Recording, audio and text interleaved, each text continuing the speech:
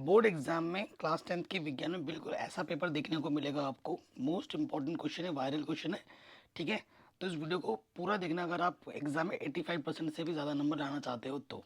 ठीक है, और कौन कौन 85% आना चाहता है कमेंट करके अपना नाम जरूर बताएं और इस वीडियो को लाइक ज़रूर कर दे अगर वो सच में 85% आना चाहता है तो। कह रहे अम्लीय विलयन का पीएच मान कितना होता है, तो अम्लीय का पीएच मान 7 से ना कम होता है, 7 पे उदासीन होता है और 7 से ज़्यादा होगा तो 4 होता है, तो पीएच मान 7 से कम होता है। सेकंड ऑप्शन सही हो जाएगा। अगले प्रश्न में आ जाते हैं। क्या है एथेनॉल का रासायनिक सूत्र क्या है, तो एथेनॉल का रासायनिक सूत्र होता है C2H5OH।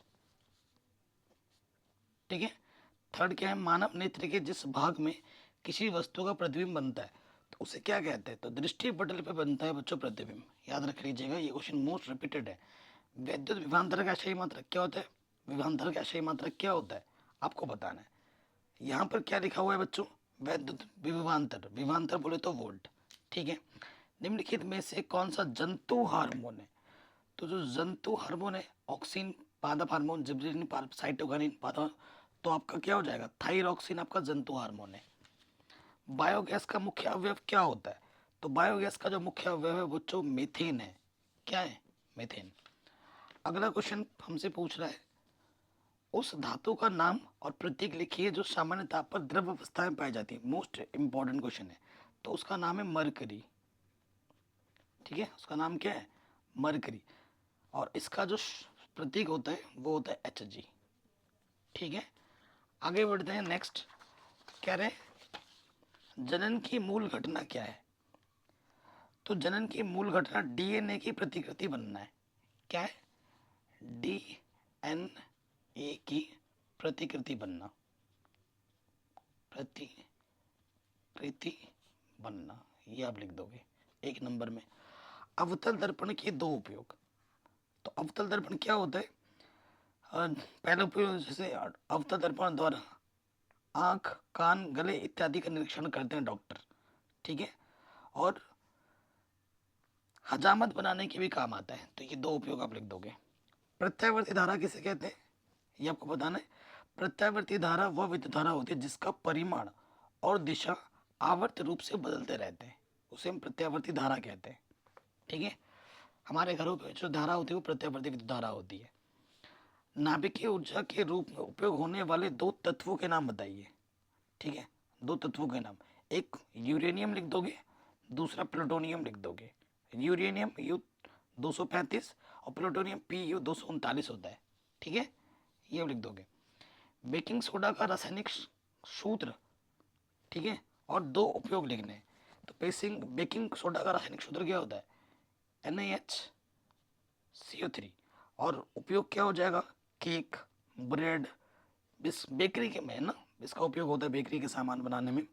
और फिर पेट में जब अम्लता बढ़ जाती है उसके औषधि के रूप में, है ना, अम्लता को उदासीन करने के रूप में। कार्बनिक यौगिकों की नाम पद्धति के आधार पर इनका नाम बताना है। तो इसमें कितने कार्बन है, दो कार्बन है, यानी कि एथ होगा, और OH लगाए तो सिंगल बॉन्ड है, तो एथ सिंगल बॉन्ड है तो एन, और OH तो ऑल नाम के बाद। तो ये क्या हो जाएगा पूरा नाम, एथेनॉल। इसका पूरा नाम क्या हो जाएगा बच्चों, एथेनॉल। यहाँ पे देखिए कार्बन कितना है, दो कार्बन है तो एथ लगेगा, और यहाँ पर डबल बॉन्ड है, कीटोनिक ग्रुप है। ठीक है, तो बाद में क्या लगता है, और सिंगल बॉन्ड है, एथे प्लस एन प्लस अल, तो क्या हो जाएगा, ये हो जाएगा एथेनल। ओके बच्चों, आगे बढ़ते हैं। अवटु ग्रंथि से स्रावित हार्मोन का नाम लिखिए, तो अवटु ग्रंथि से थायरॉक्सिन स्रावित होता है। क्या होता है, थायरॉक्सिन, थायरॉक्सिन। लार में पाए जाने वाले एंजाइम का नाम लिखिए, तो लार में जो एंजाइम पाया जाता है वो होता है टॉयलिन। क्या होता है, टॉयलिन, टॉयलिन। रक्त दाब, ब्लड प्रेशर क्या होता है, सामान्य प्रकुंचन, प्रकुंचन दाब और अनुशीतलन दाब लगभग कितना होना चाहिए, कितना होता है वो आपको बताना है। तो देखो, रक्त दाब वह दाब होता है जो शरीर के चारों ओर ब्लड को हृदय के द्वारा पंप किया जाता है। ठीक है, उस दाब को हम रक्त दाब कहते हैं। और जो सामान्य प्रकुंचन दाब होता है ना, ये 80 होता है, 80 mmHg ऐसे लिखते हैं। और ये अनुशीतलन दाब सामान्यतः 120 mmHg होता है। ठीक है। अनिच्छिक क्रियाएं और प्रतिवर्ती क्रियाएं एक दूसरे से किस प्रकार भिन्न है? अनिच्छिक क्रिया, इसका जो नियंत्रण होता है ना, पश्च मस्तिष्क द्वारा होता है। ठीक है। और इसका जो नियंत्रण होता है वो मेरुरज्जु द्वारा होता है। ठीक है। और अनिच्छिक क्रियाओं में ना तंत्रिका तंत्र का द्वारा नियंत्रण होता है, जैसे सांस लेना, ये सब। और प्रतिवर्ती क्रियाएं क्या होती हैं?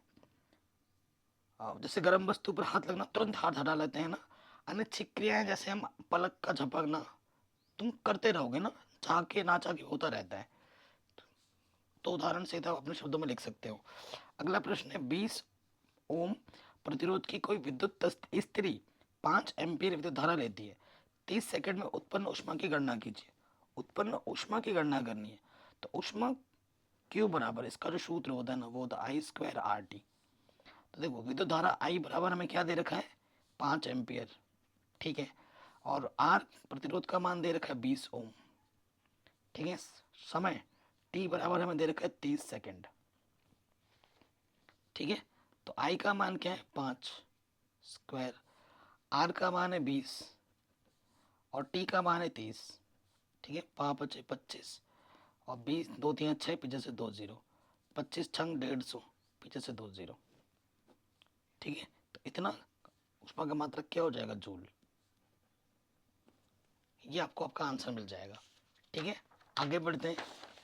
अगला प्रश्न हमसे क्या बोल रहा है? दो चुंबकीय क्षेत्र रेखाएं एक दूसरे को प्रतिच्छेद क्यों नहीं करती? ठीक है, ये आपसे बोल रहा है। देखो, अगर दो चुंबकीय बल रेखाएं परस्पर काटेंगी ना, तो इसका मतलब ये होगा कि उस बिंदु पर चुंबकीय क्षेत्र की दो दिशाएं हैं, जो कि असंभव है, इसलिए वो कभी आपस में प्रतिच्छेद नहीं करती हैं। ये आप लिख दोगे। ओम का नियम क्या है? ओम का नियम क्या होता है? ओम के नियम के अनुसार यदि किसी चालक में की जो भौतिक अवस्था होती है वो अपरिवर्तित रहे, तो फिर क्या होता है ना, चालक में बहने वाली जो धारा होती है उसके विभवांतर के समानुपाती होती है, यानी कि V समानुपाती I होता है। और समानुपाती का चिन्ह हटाते हैं तो R लग जाता है, V बराबर IR हो जाता है। R एक स्थिरांक है जिसे हम प्रतिरोध कहते हैं। अगला क्वेश्चन है, मानव नेत्र की सामान्य दृष्टि के लिए दूर बिंदु और निकट बिंदु क्या होता है? दूर बिंदु आपका अनंत होता है और निकट बिंदु 25 सेंटीमीटर। कह रहे हैं ढाई डायोप्टर क्षमता वाले लेंस की फोकस दूरी कितनी होगी? फोकस दूरी की गणना करनी है। आप जानते हैं P बराबर क्या होता है? 1/f। तो F बराबर क्या होगा? 1/p, है ना। तो एक P का मान क्या दे रखा है? ढाई, 2.5। दशमलव हटा, जीरो बढ़ गया ऊपर, एक स्थान में एक जीरो बढ़ गया। काटोगे इसको, 5 बचे 25, 5 दूनी 10, तो भाग देंगे 5 चौके 20, है ना। 5 से भाग दोगे 2 में, दशमलव लगाया, जीरो बढ़ाया, 5 चौके 20। ठीक है। तो 0.4 मीटर आ जाएगा। एफ का मान क्या आ जाएगा? 0.4 मीटर। सेंटीमीटर में लिखोगे तो 40 सेंटीमीटर हो जाएगा। ओके बच्चों। अगला क्वेश्चन है, नाभिकीय विखंडन से आप क्या समझते हैं? उदाहरण देकर समझाइए। तो नाभिकीय विखंडन क्या होता है? जब किसी भारी नाभिक पर न्यूट्रॉनों की बमबारी की जाती है तो ये लगभग 2 बराबर भागों में टूट जाता है और इसके साथ बहुत सी ऊर्जा मुक्त होती है। इस प्रकार भारी नाभिकों के टूटने की प्रक्रिया को ना नाभिकीय विखंडन कहते हैं। भारी नाभिकों के टूटने की प्रक्रिया को क्या कहते हैं? नाभिकीय विखंडन। इसका एक सूत्र होता है, मतलब समीकरण टाइप होता है, वो मैं यहाँ नीचे लिख देता हूँ, आप याद कर लीजिएगा। 92 यूरेनियम 235, ठीक है, प्लस 0 एक न्यूट्रॉन होता है, फिर ये हो जाता है 92 यूरेनियम 236, ठीक है, फिर ये हो जाता है 56 Ba 139, 36 क्रिप्टॉन 94 और 30 Ne, और इसमें ऊष्मा निकलती है बहुत सारी। ये आप याद कर लेना। अगले क्वेश्चन में आ जाते हैं। कह रहे हैं क्या होता है जब केवल रासायनिक समीकरण देना है?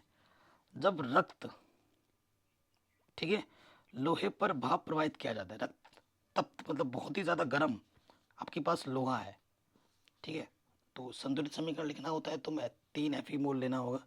ये लोहा है, उस पर हमने भाप यानी कि पानी, 4 पानी दे दिया, ठीक है। तो क्या बनता है, फेरिक ऑक्साइड बनता है Fe3O4, और क्या निकलता है, हाइड्रोजन गैस।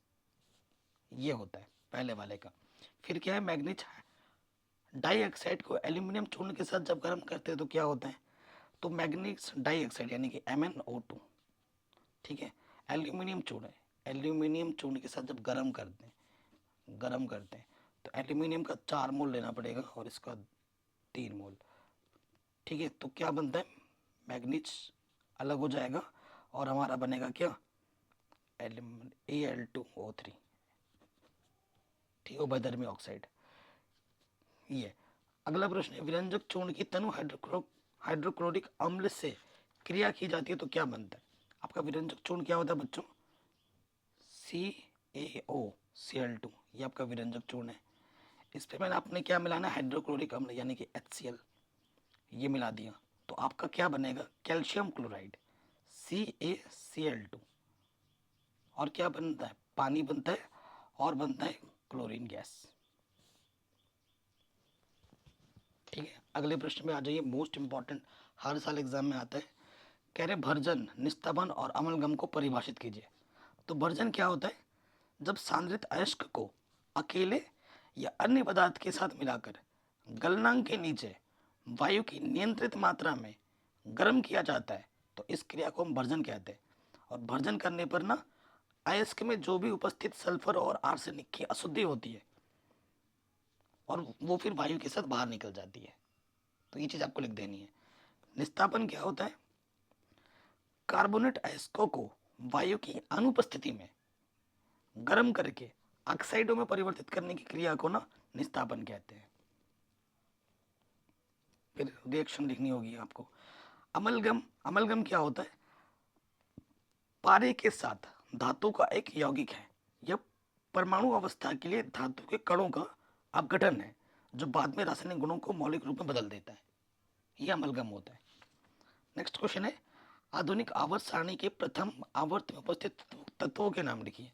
तो प्रथम आवर्त में एक हाइड्रोजन है और दूसरा हीलियम है, बस ये लिख देना है आपको। कौन नंबर हो गया।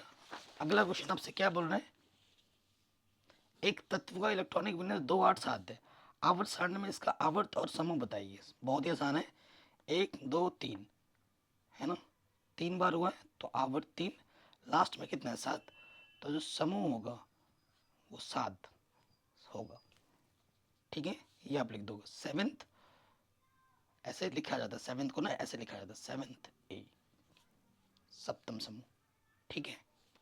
कह रहे हैं एक तत्व M आवर्त सारणी के तीसरे समूह में है, इसके ऑक्साइड का सूत्र देखिए।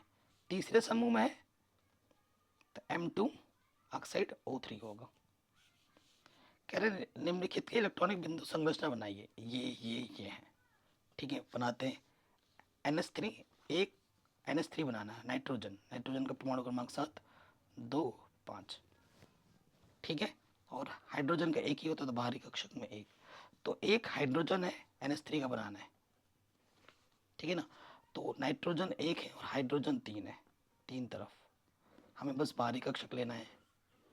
इसके बाहर एक एक एक, 1 2 3 4 5, यहाँ से एक लेगा, 5 का 6, ये 7 और ये अष्टक पूरे हो गए, इसके भी हो गए। ये NH3 का हो गया। उसके बाद किसका बनाना है, H2S का बनाना है। H2S सल्फर का कितना होता है 16, 2 8, फिर बाहरी कक्षक में 6, एक सल्फर और दोनों तरफ 2 हाइड्रोजन, बाहरी कक्षक लेना है हमें। 1 1 2 3 4 5 6, यहाँ से एक लेगा 7, यहाँ से एक लेगा 8, हो गया। अगले वाले पे आ जाऊँगा। क्या है हमारे पास, F2, फ्लोरीन के 2 अणु है ना।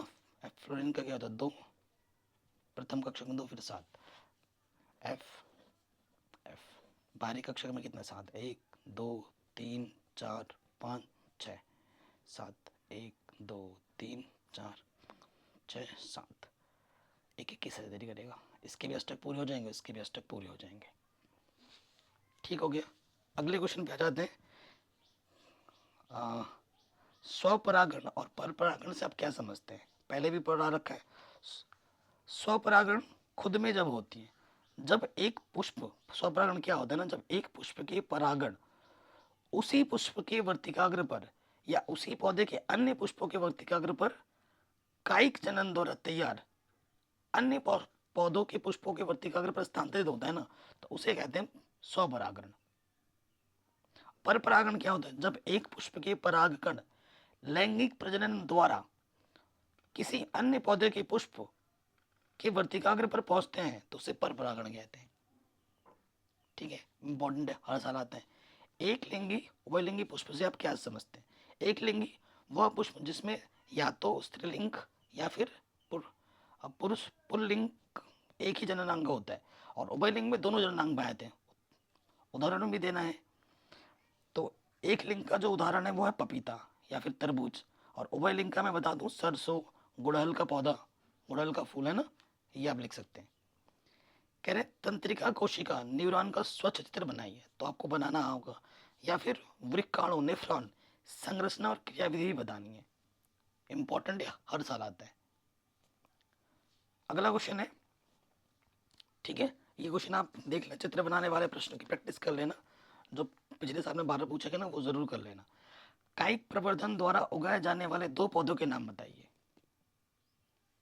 कायिक प्रवर्धन से जिनसे उगाया जाता है, कायिक प्रवर्धन से गन्ना हो गया, शकरकंद हो गया, पुदीना हो गया, है ना, जिनसे बीज नहीं बन पाते, ठीक है, जिनके बीज नहीं होते हो उन पौधों को कायिक प्रवर्धन से उगाया जाता है।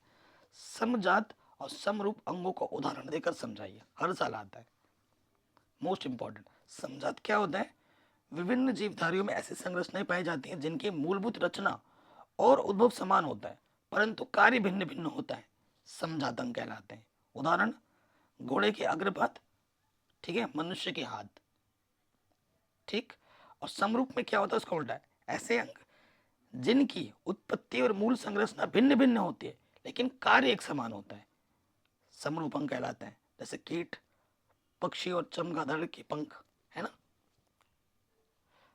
ये चीज हो गई। अगले प्रश्न में आ जाइए, कह रहे दिए गए परिपथ में गणना कीजिए। क्या गणना करना है यार? हाँ, यहाँ लिखा है परिपथ का कुल प्रतिरोध, परिपथ में प्रवाहित कुल धारा, ये चीज की हमें गणना करनी है। ओके, कुल प्रतिरोध ये और ये श्रेणी क्रम में, नीचे वाला ये और ये श्रेणी क्रम में। तो देखो बहुत ही आसान सा प्रश्न है, और इसमें कितने का बैटरी लगा पड़ा है? 24, यानी कि इसमें क्या विभवांतर कितना है मेरे पास? V 24 है, 24 वोल्ट। इसको मैं R1, R2, R3, R4 बोल देता हूँ, ठीक है। तो पहले तुल्य प्रतिरोध निकालना है, तो लिखेंगे चूंकि R1 व R2, ये जो R1 R2 है क्या एक के साथ एक अटैच है, श्रेणी क्रम में है,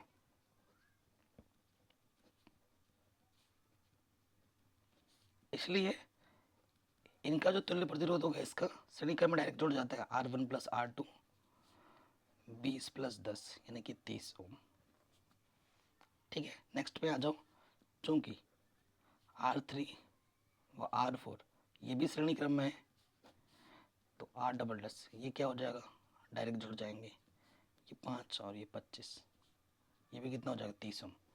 अब इनको जोड़ने पे जो मिला, इनको जोड़ने पे जो मिला, एक के नीचे एक है, ये जो R डैश और ये R डबल डैश एक के नीचे एक है, यानी कि ये श्रेणी क्रम में है, तो इनका तुल्य प्रतिरोध क्या होगा, चूंकि R डैश और R डबल डैश श्रेणी क्रम में बोल रहे हैं, समांतर क्रम में, एक के नीचे एक है ना, समांतर क्रम में है,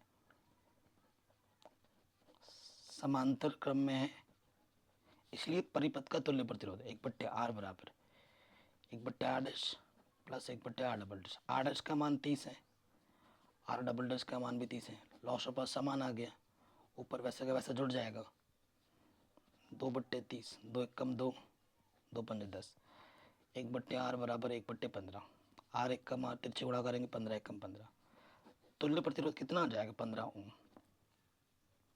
ठीक है। फिर हमसे क्या बोला है, तुल्य धारा निकालो, तो यहाँ लिख दोगे ओम के नियम से, ठीक है बच्चों, ओम के नियम से।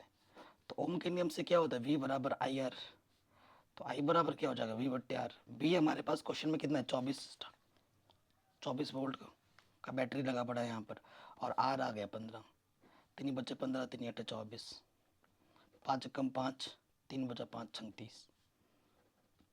ये हमें हमारा आंसर मिल गया। ठीक है, जो आपसे पूछा गया था। तो ये क्वेश्चन भी आपका आराम से बन गया। आगे बढ़ते हैं।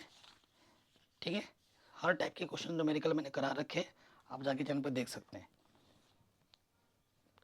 अगला प्रश्न आपसे क्या बोल रहे हैं कि 5 सेंटीमीटर लंबाई का कोई बिंब 30 सेंटीमीटर वक्र त्रिज्या के किसी उत्तल दर्पण के सामने 20 सेंटीमीटर की दूरी पर रखा गया है। प्रतिबिंब की स्थिति, प्रकृति और आकार बतानी है। ठीक है, शानदार क्वेश्चन है, एग्जाम में बार बार पूछा जाता है। सो देखो बच्चों, 5 सेंटीमीटर लंबाई का कोई बिंब, यानी कि बिंब की ऊंचाई दे रखी है 5 सेंटीमीटर, एच से प्रदर्शित किया जाता है। 30 सेंटीमीटर वक्र त्रिज्या, आर का मान दे रखा है 30 सेंटीमीटर।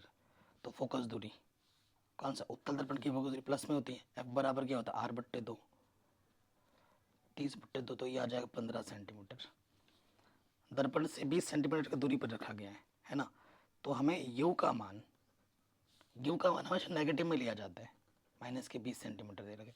तो हमें वी नहीं पता, वी निकालना है। दर्पण है, दर्पण सूत्र लगा देंगे,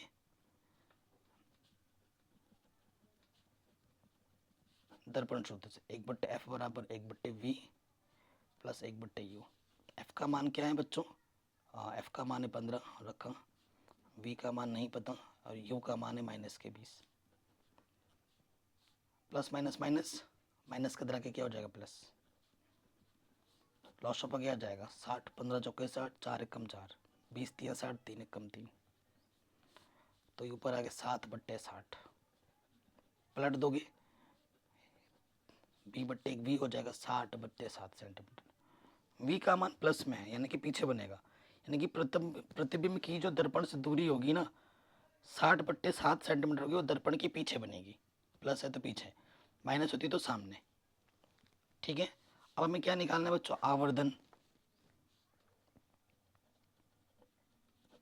आवर्धन m बराबर क्या होता है, h' बराबर माइनस के v/u। h' हमें पता नहीं, h का मान दे रखा है 5, इन दोनों को ले लिया, माइनस v कितना है देखो बच्चों 60/7। ठीक है, और u का मान कितना है प्रश्न में, u दे रखा है 20 नेगेटिव के। तो नेगेटिव नेगेटिव पॉजिटिव, इसके बट्टे में कुछ नहीं, देख इसके गुणा इसके साथ और इसके गुणा इसके साथ, 20 गुणा 7, 20 दिया, तो ये 3/7, ये बट्टे का इधर आके गुणे में लग गया। तो एच का मान कितना हो जाएगा, 5 दिया 15/7। ठीक है, यानी कि जो प्रतिबिंब की ऊंचाई होगी वो 15/7 सेंटीमीटर होगी। ठीक है, और देखो 7 दूनी 2 से बड़ा आ रहा है, 1 से बड़ा आ रहा है, और प्लस में है तो सीधा और आभासी होगा। क्या होगा, सीधा और आभासी होगा, क्योंकि प्लस में आया है। नेगेटिव आता तो उल्टा लिखते हैं, प्लस में आ रहा है यहाँ पर तो हमें सीधा लिखना पड़ेगा। प्रतिबिंब का जो प्रकृति होगी वो सीधा तथा आभासी होगी। ये आपको आपका आंसर मिल जाएगा। या फिर प्रकाश के स्पेक्ट्रम से आप क्या समझते हैं, ठीक है, ये आपको बताना है। स्पेक्ट्रम के किस रंग का विचलन सबसे अधिक और किसका सबसे कम होता है। देखो, जब श्वेत प्रकाश की किरण प्रिज्म से टकराती है तो 7 रंगों में विभक्त हो जाती है। इस घटना को हम प्रकाश का वर्ण विक्षेपण कहते हैं। और स्पेक्ट्रम में 7 रंग जो होते हैं, बैनी आपी नाला, वो लिख देना है। ठीक है, ये चीज आप जानते हैं। तो लाल रंग का विचलन सबसे कम होता है, बैनी आपी नाला, लाल सबसे लास्ट में होता है। अब बैगनी से स्टार्ट होता है, बैगनी रंग का विचलन सबसे अधिक होता है, ये आप लिख दोगे। हमारे वायुमंडल में ओजोन परत कैसे बनती है, ठीक है, रासायनिक समीकरण लिखिए। तो ओजोन कैसे बनती है, 3 ऑक्सीजन परमाणु के द्वारा ओजोन बनता है। ओजोन का रासायनिक सूत्र क्या होता है बच्चों, O3 होता है। कैसे बनता है, O2 होती है, पराबैंगनी किरणें O+O बनाती हैं, फिर O2 में ऑक्सीजन की क्रिया करते हैं तो O3 बनता है। ऐसे बनता है ओजोन, और उसके बारे में थोड़ा लिख देना है। फिर क्या बोल रहा है, कार्बन के 2 अपर रूपों के नाम लिखिए, हीरा तथा ग्रेफाइट। एक्वा रेजिया किन 2 अम्लों का ताजा मिश्रण होता है, किसका होता है, एक तो हाइड्रोक्लोरिक अम्ल होता है, एक नाइट्रिक एसिड होता है, इसका ताजा मिश्रण होता है, ये लिख दोगे 3:1 में। उदासीनीकरण अभिक्रिया क्या होती है, जब अम्ल तथा क्षार अभिक्रिया करके लवण तथा जल बनाते हैं, इसी अभिक्रिया को उदासीनीकरण अभिक्रिया कहते हैं। एक उदाहरण दीजिए, ये बोल रहे हैं। तो मेरे पास अम्ल है, हाइड्रोक्लोरिक अम्ल, और क्षार है मेरे पास NaOH। ये अभिक्रिया करके बनाएंगे NaCl, ये लवण होगा, और पानी अलग बनाएगा। ये अम्ल है, क्षार है, लवण बना रहा है, जल बना रहा है। ये उदासीनीकरण अभिक्रिया का उदाहरण है। समजातीय श्रेणी क्या है, उदाहरण देकर समझाइए। देखो, कार्बनिक यौगिकों की ऐसी श्रेणी, ठीक है, जिसमें एक ही प्रकार का क्रियात्मक समूह उपस्थित होता है, ठीक है, और उसे हम क्या कहते हैं, समजातीय श्रेणी कहते हैं। और किन्हीं दो के बीच का जो अंतर होता है, किन्हीं दो क्रमागत कोई पदार्थ एलिमेंट्स लेंगे तो उनके बीच में हमें जो CH2 का अंतर होता है, जैसे जैसे आप उदाहरण के तौर पे लिख सकते हो समजाती में एल्केन, या फिर एल्कीन, एल्काइन, है ना। इसको डिटेल में मैंने पढ़ा रखा है चैप्टर नंबर 4 में, आप जाके देख सकते हैं। रेडॉक्स अभिक्रिया क्या होती है, ऐसी अभिक्रिया जिसमें अपचयन और उपचयन अभिक्रिया एक साथ संपन्न हो, उसे रेडॉक्स अभिक्रिया कहते हैं। निम्न अभिक्रिया में उपचयित पदार्थ कौन है, उपचयित ऑक्सीजन जिसमें जुड़ रहा है तो कार्बन उपचयित हो रहा है। अपचयित कौन हो रहा है, ZNO। ZNO अपचयित हो रहा है क्योंकि ऑक्सीजन की कमी हो रही है। फिर निम्न के रासायनिक सूत्र लिखने हैं आपको। विरंजक चूर्ण, ठीक है, इसका रासायनिक सूत्र क्या होता है विरंजक चूर्ण का, CaOCl2। प्लास्टर ऑफ पेरिस का क्या होता है, CaSO4 dot half H2। Plaster of Paris का अपमार्जक क्या होता है, संचारण क्या होता है, टिप्पणी लिखनी है, इसके बारे में लिखना है, ठीक है।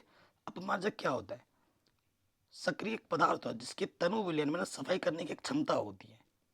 तो इसको डिटेल में अपने शब्दों में बना के लिख देना। संचारण, जब किसी आ, लोहे की वस्तु को या किसी धात्विक वस्तु को हम नमी में या पानी के साथ या कई दिनों तक नमी वाले स्थान पर छोड़ देते हैं तो उस पर एक भूरी भूरी परत जड़ जाती है, तो उसे हम क्या कहते हैं, संचारण कहते हैं, जंग लगना। पुनरुद्भवन और मुकुलन से आप क्या समझते हैं, चित्र बना के समझा देना, ठीक है। परागण और निषेचन में किस प्रकार अंतर है, हर साल आता है। विद्युत मोटर, मोस्ट इंपॉर्टेंट, विद्युत मोटर या फिर विद्युत जनरेटर आएगा ही आएगा हर साल, ठीक है। नेक्स्ट आपसे कुछ दिन पहले के पेपर में भी इस क्वेश्चन को मैंने सॉल्व किया था। कह रहे दो बल्ब है आपके पास A और B, 60 वाट, और ये लिखा हुआ है। 2 दिन पहले ही क्वेश्चन को सॉल्व किया था मैंने पेपर में, और ये क्वेश्चन काफ़ी बार रिपीट होता है। तो किसका प्रतिरोध अधिक होगा, ये पहला वाला बल्ब है, ये दूसरा वाला बल्ब है। पहले वाले बल्ब की जो शक्ति है वो 60 वाट है, और जो वोल्टेज है वो 220 है। दूसरे वाले की 100 है, और वोल्टेज वही 220 है, ठीक है।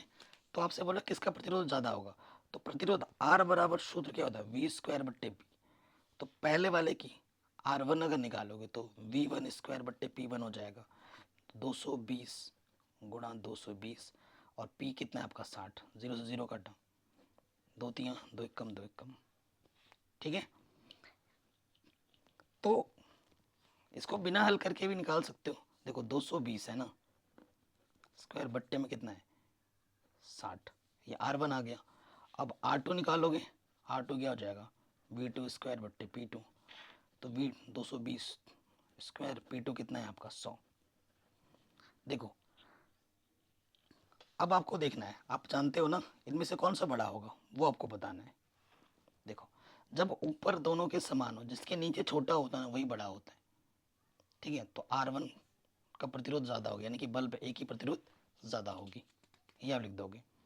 अगला प्रश्न है, विद्युत धारा के तापीय प्रभाव पर आधारित 2 युक्तियों के नाम लिखिए, ठीक है। तो तापीय प्रभाव पर जो ब्रेड टोस्टर होता है, दिखाओ ना, जो अमीर लोग होते हैं ब्रेड रखते हैं इसके अंदर, है ना, थोड़ा सा गर्म होता है तो फिर कूद के बाहर आ जाता है।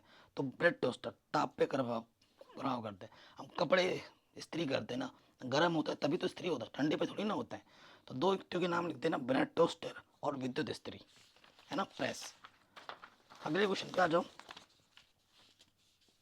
क्या बोल रहे हैं, दूरदृष्टि दोष क्या है, इसके निवारण के लिए किस प्रकार के लेंस का प्रयोग करते हैं।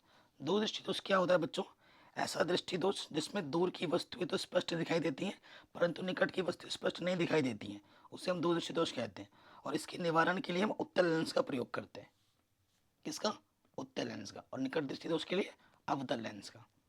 अगला प्रश्न है, प्रकाश वायु से 1.5 अपवर्तनांक की अपवर्तनांक n का मान दे रखा है 1.5, कांच की प्लेट में प्रवेश करता है, कांच में प्रकाश की चाल क्या होगी, ठीक है, कांच में प्रकाश की चाल क्या होगी, v निकालना है, और वायु में प्रकाश की चाल c दे रखा है।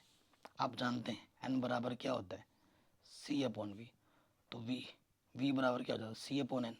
c का मान दे रखा है 3 × 10⁸ और n का मान दे रखा है 1.5, 1.5 दूनी 3, तो आंसर आ जाएगा 2 × 10⁸ मीटर प्रति सेकंड। ये आपको आपका आंसर मिल जाएगा, ठीक है। चिपको आंदोलन क्या है, चिपको आंदोलन में क्या था कि जो औरतें हैं ना, वो पेड़ से चिपक के रखी थी ताकि उनको पेड़ को काटा हुआ ना जा सके। ये जो कब शुरू हुआ था चिपको आंदोलन, 1985 में। हमें वनों का संरक्षण क्यों करना चाहिए, क्योंकि वन से ही हमें मेन चीज़ तो ऑक्सीजन मिलता है, ईंधन मिलता है ना, और भी औषधीय सामान मिलता है, पशु, बहुत सी चीज़ें होती हैं। तो अपने शब्दों में वर्णन कर सकते हो। ऊर्जा के नवीकरणीय स्रोत और अनवीकरणीय स्रोत के उदाहरण देकर समझाइए। अनवीकरणीय स्रोत क्या होता है, वह जिसका अगर एक बार उपयोग कर लो दोबारा उपयोग कर नहीं कर सकते, ठीक है, जैसे कि डीजल पेट्रोल। और नवीकरणीय वो ऊर्जा स्रोत जिसका एक बार उपयोग करने के बाद भी खत्म नहीं होता, दोबारा से उपयोग कर सकते हो। सौर ऊर्जा हो गया, पवन ऊर्जा हो गया, है ना, ये आपके आंसर हो जाएंगे। या फिर जैव निम्नीकरण और अजैव निम्नीकरण पदार्थों से क्या समझते हो। जैव निम्नीकरण का उदाहरण दे दूं, जैसे कि फल फ्रूट खाना वाना सड़ जाता है अपने आप मस्त। अजैव प्लास्टिक हो गया, है ना, इस टाइप की जो चीज़ें हैं अजैव निम्नीकरण में आते हैं। तो इसको अपने शब्दों में बना के लिख देना।